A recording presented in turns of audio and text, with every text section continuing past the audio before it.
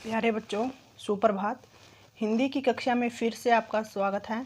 तो बेटा, हमने पिछली कक्षा में आपकी बुक से सेकंड चैप्टर है बचपन, यह शुरू किया था। तो इसमें जो लेखिका है कृष्णा सोबती जी, वह अपने बचपन के बारे में बता रही हैं। तो हमने पढ़ लिया था कि वे लेखिका को कैसे कपड़े पहनना पसंद था, रविवार को लेखिका को क्या काम करना पड़ता था और हर शनिवार को उनको ऑलिव ऑयल और कैस्टर ऑयल पीना पड़ता था। तो साथ में लेखिका यह बताती है कि भाई जो हमारी दिलचस्पियां थी, हमारी रुचियां थी और आजकल के बच्चों की जो रुचियां हैं उनमें क्या बदलाव आया है। तो आगे करते हैं।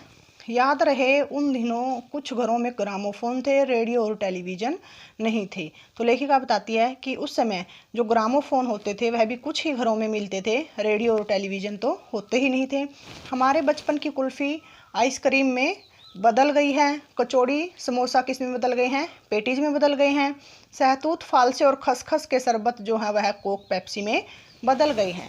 उन दिनों कोक नहीं, लेमनेड विमटो मिलती थी। लेमनेड मतलब कि नींबू का रस, नींबू का शरबत होता था। और कहते भाई उस समय कोक नहीं मिलती, लेमनेड और विमटो होती है बेटा, ये भी एक सॉफ्ट ड्रिंक होती है, ये सब उस समय मिलती थी।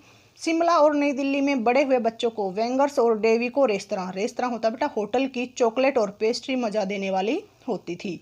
तो लेखिका बताती है कि जो बच्चे शिमला में और नई दिल्ली में रहते थे उनको वेंगर्स और डेविको जो होटल था उसकी चॉकलेट और जो पेस्ट्री होती थी वो बड़ी अच्छी लगती थी। हम भाई बहनों की ड्यूटी लगती शिमला मॉल से ब्राउन ब्रेड लाने की। तो लेखिका और उसके भाई बहनों की ड्यूटी क्या लगती थी? शिमला मॉल से ब्राउन ब्रेड लाने की। हमारा घर मॉल से ज़्यादा दूर नहीं था, एक छोटी सी चढ़ाई और गिरजा मैदान पहुंच जाते। वहां से फिर जो चढ़ाई उन्होंने चढ़ी है वहां से वो उतरते और फिर सीधे मॉल में। कन्फेक्शनरी काउंटर पर तरह तरह की पेस्ट्री और चॉकलेट की खुशबू मन भावनी, यानी कि वहां पर कन्फेक्शनरी काउंटर पर अनेक तरह की पेस्ट्री और चॉकलेट रखी होती थी जिनकी खुशबू बच्चों को बड़ी मन भावनी, यानी कि बच्चों के मन को भाने वाली होती थी, बच्चों को बहुत अच्छी लगने वाली होती थी। हमें हफ्ते में एक बार चॉकलेट खरीदने की छूट थी। तो लेखिका को बचपन में हफ्ते में कितनी बार चॉकलेट खरीदने की छूट थी? सिर्फ एक बार। सबसे ज़्यादा मेरे पास ही चॉकलेट टॉफ़ी का स्टॉक रहता, इनकी सबसे ज़्यादा लेखिका ही चॉकलेट और टॉफ़ियों को इकट्ठा करके रखती थी। मैं चॉकलेट लेकर खड़े खड़े कभी ना खाती, घर लौटकर साइड बोर्ड पर रख देती, साइड बोर्ड यानी कि मेज़ पर रख देती, और रात को खाना खाने के बाद वह बिस्तर में लेटकर मज़े से आराम से खाती थी। शिमला के काफल भी बहुत याद आते हैं। काफल होता बेटा फल, खट्टे मीठे, कुछ एकदम लाल, कुछ गुलाबी रस भरी कसमल, ये भी क्या है? फलों के नाम हैं। सोचकर ही मुंह में पानी भर आए।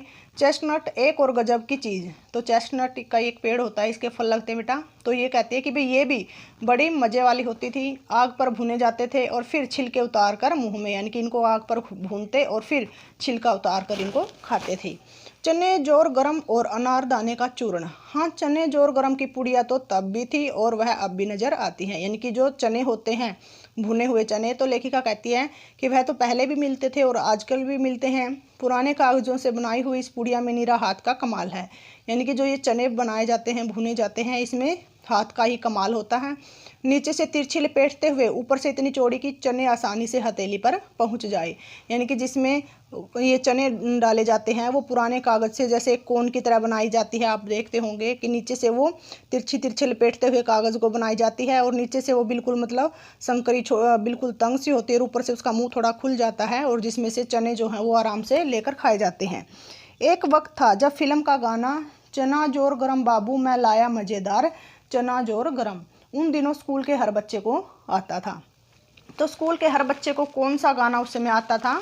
चना जोर गरम बाबू में लाया मज़ेदार चना जोर गरम। कुछ बच्चे पुड़िया पर तेज़ मसाला बुरकवाते थे, यानी कि जो कुछ बच्चे होते जो ये चने की पुड़िया लेते इसके ऊपर वो तेज़ मसाला भी छिड़कवा लेते थे। पूरा गिरजा मैदान घूमने तक यह पुड़िया चलती। एक एक चना पापड़ी मुंह में डालने और कदम उठाने में खास ही लिया रफ्तार थी, यानी कि जब वो पूरे गिरजा मैदान में घूमते थे तो एक एक चना पापड़ी मुंह में डालते जाते और घूमते जाते और पूरा गिरजा मैदान घूमने तक वह पुड़िया चलती थी। छुटपन यानी कि बचपन में हमने शिमला रिज पर बहुत मज़े किए हैं, घोड़ों की सवारी की है।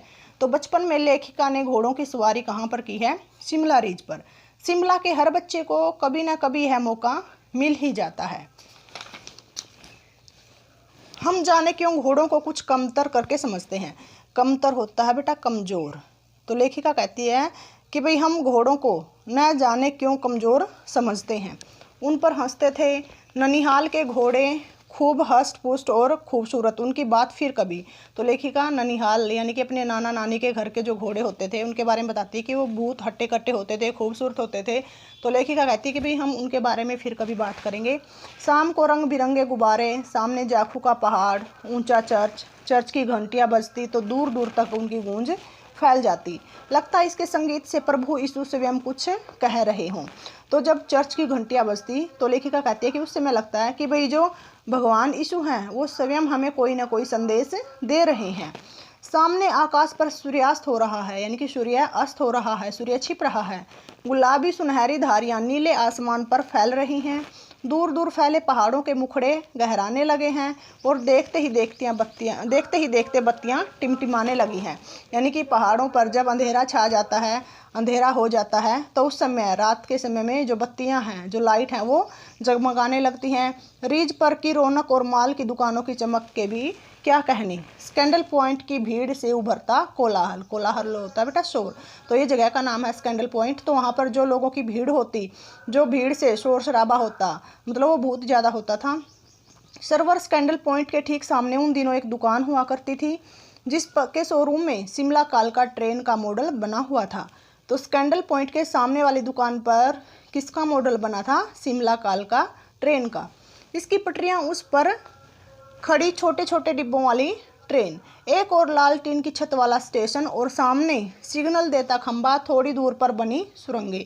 तो ये सब उस मॉडल में बनाए गए थे। ट्रेन का मॉडल है, पटरी है, उसके ऊपर छोटे छोटे डिब्बों वाली ट्रेन खड़ी है, एक लाल टीन की छत वाला स्टेशन भी बनाया गया है और सिग्नल देने के लिए एक खंबा भी उस मॉडल में बनाया गया है। पिछली सदी में तेज रफ्तार वाली गाड़ी वही थी। तो पिछली सदी में तेज रफ्तार वाली गाड़ी कौन सी थी? शिमला कालका ट्रेन। कभी कभी हवाई जहाज भी देखने को मिलते हैं। दिल्ली में जब भी उनकी आवाज़ आती, बच्चे उन्हें देखने बाहर दौड़ते। दिखता एक भारी भरकम पक्षी उड़ा जा रहा है पंख फैलाकर। तो लेखिका कहती हैं कि जब भी जहाज उड़ता तो बच्चे बाहर देखने के लिए दौड़ पड़ते और ऐसा लगता था, जहाज कैसा लगता, जैसे एक बहुत बड़ा सा पक्षी उड़ा जा रहा है अपने पंखों को फैलाकर। यह देखो और वह गायब। उसकी स्पीड ही इतनी तेज़ लगती, यानी कि जो जहाज़ है उसकी स्पीड इतनी तेज़ होती कि वह पल भर के लिए दिखता और वहाँ से गायब हो जाता। हाँ, गाड़ी के मॉडल वाली दुकान के साथ एक और ऐसी दुकान थी जो मुझे कभी नहीं भूलती। तो यानी कि जो गाड़ी के मॉडल वाली दुकान है उसके साथ ही एक और दुकान है जिसे लेखिका कभी नहीं भूल सकती। और वह दुकान कौन सी थी? वह दुकान वह थी जहाँ पर लेखिका का पहला चश्मा बना था। वहाँ आँखों के डॉक्टर अंग्रेज थे। शुरू में चश्मा लगाना बड़ा अटपटा लगा, अटपटा यानी कि बड़ा अजीब सा लगा। छोटे बड़े मेरे चेहरे की ओर देखते और कहते हैं आंखों में कुछ तकलीफ है, इस उम्र में ऐनक। तो लेखिका कहती हैं कि भाई सभी मेरे चेहरे की तरफ देखते और कहते भी क्या आंखों में कुछ दिक्कत हो गई है, कुछ प्रॉब्लम है जिसकी वजह से इस छोटी सी उम्र में ही चश्मा लगाना पड़ रहा है। तो लोग उसको मतलब राय देते, दूध पिया करो। और फिर लेखिका जो है वो डॉक्टर का कही हुई जो बात होती ना वो उनको बता देती। तो डॉक्टर ने उन्हें क्या कहा था कि कुछ देर पहनोगी तो ऐनक उतर जाएगी, यानी कि कुछ दिनों तक अगर चश्मा लगातार लगाओगे तो यह चश्मा उतर जाएगा। वैसे डॉक्टर साहिब ने पूरा आश्वासन दिया था। आश्वासन देना बेटा विश्वास देना, कि डॉक्टर साहब ने मुझे पूरा विश्वास दिलवाया था, लेकिन चश्मा तो अब तक नहीं उतरा, नंबर बस कम ही होता रहा। तो डॉक्टर ने उन्हें क्या विश्वास दिलाया था कि भाई कुछ दिन पहनने से जो चश्मा है वह उतर जाएगा। तो लेखिका कहती है कि भाई चश्मा उतरा नहीं, बस नंबर कम हो रहा है, मैं अपने आप इसकी जिम्मेवार हूँ। तो लेखिका कहती है कि भाई मेरे को जो चश्मा लगाना पड़ा इसके लिए मैं खुद जिम्मेवार हूँ। जब आप दिन की रोशनी को छोड़कर रात में टेबल लैंप के सामने काम करेंगी तो इसके अलावा और क्या होगा। तो जो लेखिका है वो कहती है कि मैं दिन में काम न करके रात को टेबल लैंप की रोशनी में काम करती थी, जिसके कारण मेरी आंखें कमज़ोर हो गई और मुझे चश्मा लगाना पड़ा। हाँ, जब पहली बार मैंने चश्मा लगाया तो मेरे एक चचेरे भाई ने मुझे छेड़ा, देखो देखो कैसी लग रही है। तो उनका एक चचेरा, इनके चाचे का लड़का है, वो लेखिका को चिढ़ाता है। तो क्या कहकर चिढ़ाता है वह? आँख पर चश्मा लगाया ताकि सूझे दूर की, यह नहीं लड़की को मालूम सूरत बनी लंगूर की। मैं खिजी कि मुझ पर यह क्यों दोहराया जा रहा है, पर शेर बुरा न लगा। तो लेखिका कहती है कि जब मेरा चचेरा भाई मुझे यह कहकर चिढ़ा रहा है तो मैं खिज जाती हूँ, मुझे मतलब गुस्सा आता है कि भाई मुझे मेरे ऊपर यह सब क्यों कहा जा रहा है। जब वह चाय पीकर चले गए तो मैं अपने कमरे में जाकर आईने यानी कि शीशे के सामने खड़ी हो गई। कई बार अपने को देखा, ऐनक उतारी, फिर पहनी, फिर उतारी, देखती रही। तो वह कमरे में जाकर शीशे के सामने खड़ी होकर देखती है, कभी ऐनक को पहनती है, कभी देखती है। सूरत बनी लंगूर की, नहीं नहीं, हाँ हाँ। तो वह सोचती है, और मतलब कि क्या सच में मेरी जो सूरत है वह लंगूर जैसी लग रही है? नहीं। फिर सोचती है कि हाँ, ऐसी ही कुछ लग रही है। मैंने अपने छोटे भाई का टोपा उठाकर सिर पर रखा। कुछ अजीब लगा, अच्छा भी और मजाकिया भी। तो मतलब उसको अपनी जो शक्ल है कि उसने चश्मा लगाया है, ऊपर से टोपा पहन लिया है, तो वो कहती है कि भी मेरी जो सूरत है वो कुछ मजाकिया तरह की हो गई है। तब की बात थी, अब तो चेहरे के साथ घुल मिल गया है चश्मा। तो लेखिका कहती है कि तब तो भी मैंने शुरू में चश्मा लगा था, जिसकी वजह से थोड़ा अजीब लगता था, लेकिन अब तो लगातार लगाने की वजह से मेरे चेहरे के साथ घुल मिल गया है। जब कभी उतरा हुआ होता है तो चेहरा खाली खाली लगने लगता है। यानी कि लेखिका जब कभी चश्मा उतारे हुए होती है तो कहती भी ऐसा लगता है कि भी चेहरे पर से कुछ गायब है, चेहरा खाली खाली है। याद आ गया वह टोपा, काली फ्रेम का चश्मा और लंगूर की सूरत। हाँ, इन दिनों शिमला में मैं सिर पर टोपी लगाना पसंद करती हूँ। तो लेखिका कहती है कि अब मैं जब शिमला में होती हूँ तो मैं टोपी पहनना ज़्यादा पसंद करती हूँ। मैंने कई रंगों की जमा कर ली हैं, कहाँ दुपट्टों का ओढ़ना और कहाँ सहज सरल सुबीते वाली हिमाचली टोपियाँ। तो लेखिका कहती है कि कहाँ पर इतने बड़े बड़े दुपट्टों को ओढ़ना, उनको संभालना, और कहाँ पर जो हिमाचली टोपियाँ होती है भी उनको आराम से पहन सकते हैं, ना ही कोई संभालने में ज़्यादा दिक्कत आती है। तो स्टूडेंट्स, हमने इसमें लेखिका के बचपन के बारे में पढ़ लिया है। तो उम्मीद करती हूँ बेटा आपको ये पाठ समझ में आया होगा। तो अगली जो कक्षा होगी हम उसमें इसके प्रश्न उत्तर करेंगे। Thank you, have a nice day.